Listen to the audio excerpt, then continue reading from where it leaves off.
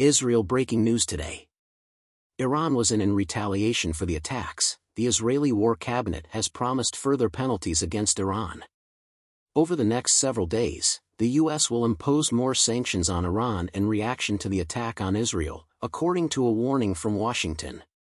The steps, according to U.S. Treasury Secretary Janet Yellen, would try to limit Iran's ability to sell oil and fund its terrorist proxies in the Middle East. In the coming days, we will take additional punitive action against Iran, Ms. Yellen stated, referring to the impending measures.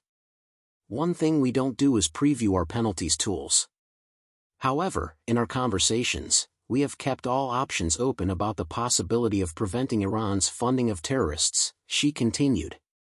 There will be a fourth meeting in as many days of the Israeli War Cabinet to discuss how to react to Iran's strike on Israel that occurred over the weekend. There will be a retaliation to Iran's Saturday night launch of over 300 missiles, cruise missiles, and drones into Israeli land, according to Military Chief of Staff Herzi Halevi, who did not provide any details.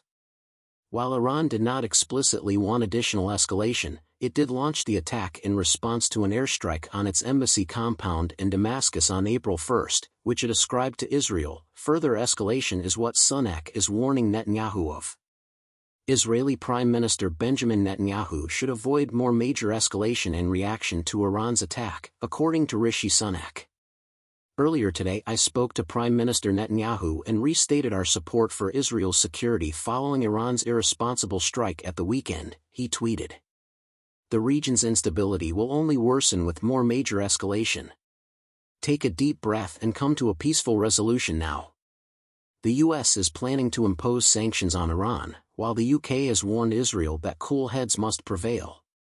Just days before the U.S. announced plans to impose additional sanctions on Tehran, Rishi Sunak urged Benjamin Netanyahu to have cool heads about the Iranian dispute. In a message to his Israeli counterpart, the Prime Minister expressed concern that the recent missile and drone strike on Saturday might lead to a major escalation that would worsen insecurity in the Middle East. In response to Iran's first direct attack on Israeli territory, the Israeli War Cabinet convened for a third meeting in as many days on Tuesday. Is Netanyahu aiming to involve the U.S. in a conflict in the Middle East? This week, in response to claims that Israel is attempting to drag the United States into war, members of Congress piled a number of measures onto the calendar that would increase U.S. sanctions and other forms of financial pressure on the Iranian regime. A Sunday piece in NBC News made the accusation, saying that Mr. Biden had privately told staff and aides that Benjamin Netanyahu, the Prime Minister of Israel, is seeking to draw Washington into a bigger battle.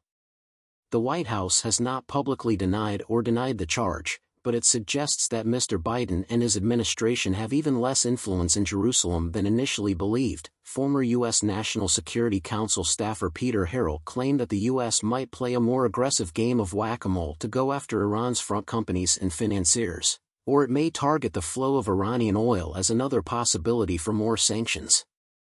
Since most sanctions against Iran are now U.S. imposed, he added that one of the most important steps Washington could do would be to convince the EU and other Western partners to put multilateral penalties on Tehran.